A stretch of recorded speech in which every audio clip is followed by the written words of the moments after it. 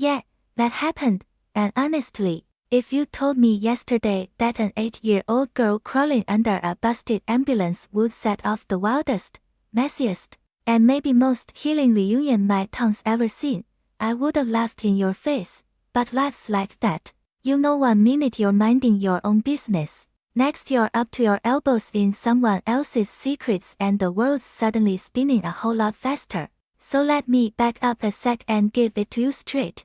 Because what happened between Ava Rose Palmer and the woman who left her at birth is a story about choices real, raw, sometimes selfish, sometimes heroic, always more complicated than they seem from the outside. Ava wasn't your average Glendale kid while her classmates were arguing over who got to play the Switch after school. She'd be out back at her dad's auto shop, her little fingers deep in grease, learning the difference between a healthy engine and one about to die. She had a knack for machines, a sense for trouble you just couldn't teach, and her adoptive dad Andrew, who'd been a small-town EMT for most of his life, knew early on she was different. She'd hand him the right wrench without being asked, listen to an engine and tell you its secrets. And that kind of gift, well, it comes with its own set of mysteries. Her mom Susan worried sometimes, said things like, girls your age should be painting their nails, not cleaning carburetors,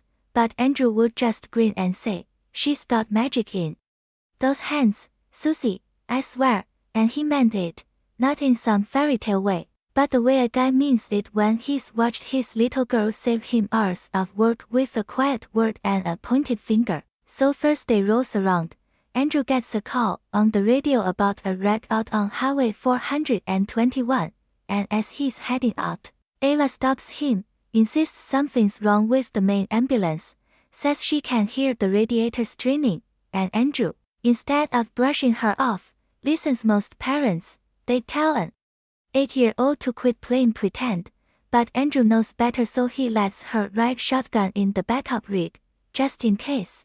And that's how the two of them end up out on the shoulder, a busted luxury sedan up against an oak, an unconscious woman slumped over the wheel, breathing but fading, and right then and there, all the pieces start sliding into place for something bigger than any of them can see. Ava's mechanical magic comes into play again. The backup ambulance, which had held up just fine, getting there, springs a coolant leak, and without missing a beat, she's under the hood, patching it with tape and sealant like she was born for the job, buying them enough time to load up the stranger and rush for Glendale Medical.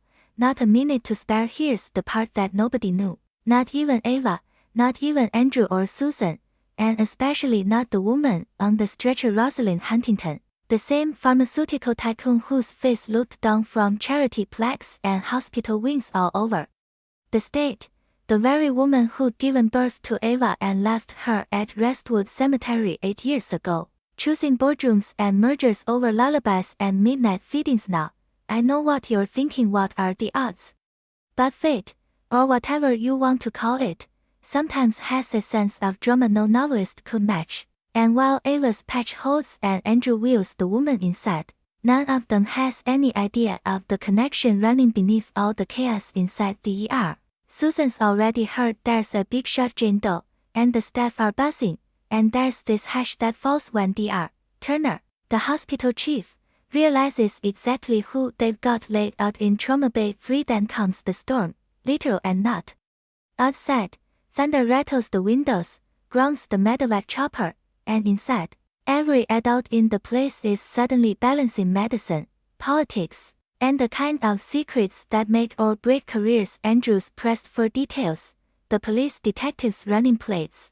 Rosalind's corporate assistant is barking into a phone about contract signatures, and Ava, who just wanted to make sure the lady was okay, finds herself holding a photograph pulled from the woman's bag, a photo of a newborn girl, bundled tight, stamped 8 years back. In this very hospital you ever see a kid puzzle over something they can't put words to? That was Ava. Then she asks her dad why people sometimes look familiar when you never met them, and Andrew, sweet guy, gives her the science answer, but Ava isn't convinced, not really. Meanwhile, the adults are arguing protocols and liability. Dr. Edwards is checking vitals, and the social workers on her way. And the whole thing has the feel of a train coming off the rails. Here's where the real twist slides in. A decision has to be made about moving Rosalind to Charlotte for better cardiac care, but the weather makes it impossible, so she stays, and Ava, who's not supposed to be anywhere near the ICU, ends up by her side, talking, telling her stories, her soft kid's voice working some kind of healing that medicine alone can't touch. And all the monitors start to show it. Her blood pressure stabilizes, her heart finds a better rhythm, and when the grown-ups finally catch on, they just watch, holding their breath, and deep inside her coma, Rosalind is relieving it all, the pressure to give up her baby, the boardroom ultimatums, the single Polaroid she's kept ever since, and Ava keeps talking about fixing things, about families you choose and ones you're born into, about her adoptive parents, about not needing to know her birth mom to feel whole, but wondering if maybe her birth mom was out there wondering about her too. Eventually, Rosalind starts to wake, and the first words out of her mouth slurred, cracked are, "My baby, where's my baby?" And you can see the realization wash over Dr. Edwards and the social worker and Andrew, that all the secrets in the world can't stop what's coming. By morning, the storm's blown itself out, but inside, the real reckoning's just starting. The Palmers sit Ava down and tell her the truth, as gentle as they can. The woman she saved, the one she couldn't stop thinking about, is her birth mother, and Ava, being Ava, takes a moment, runs through the logic in her head, and then, in the kind of clear-eyed way only kids can manage, says she wants to meet her not because she needs another mom, but because maybe Rosalind needs to know her daughter turned out okay. When they meet in the hospital room, it's not some movie-style reunion. Ava's direct, asks hard questions, wants to know why, wants to know if it was really fear or just selfishness, and Rosalind, to her credit, doesn't lie. She admits she was scared, that she let herself believe work mattered more, that she's regretted it every single day since. And Ava, was beyond her years, tells her that sometimes broken things can be fixed, that sometimes what looks like a mistake can end up bringing more good than you ever imagined, and that maybe her real family is bigger than any one decision. But the world doesn't stop for family drama. Down the hall,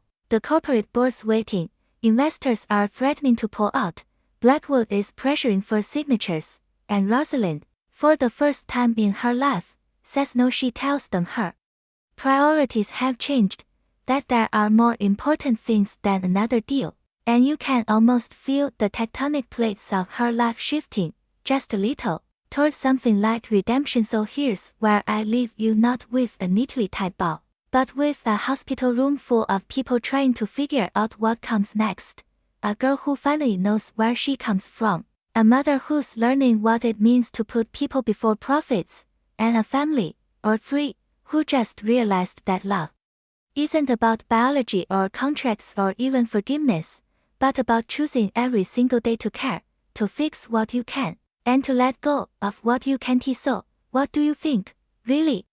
Was Rosalind a villain or just another human making impossible choices? Did Ava need the truth, or was the family she had always enough? Drop a comment below, because in Glendale, and maybe everywhere, the real story's always just getting started. And hey, if you stuck with me through all that, don't forget to share your thoughts, hit subscribe, and let's talk about what family, forgiveness, and fixing broken things really means to you, because someone out there probably needs to hear your take on it, and you never know whose life it might change.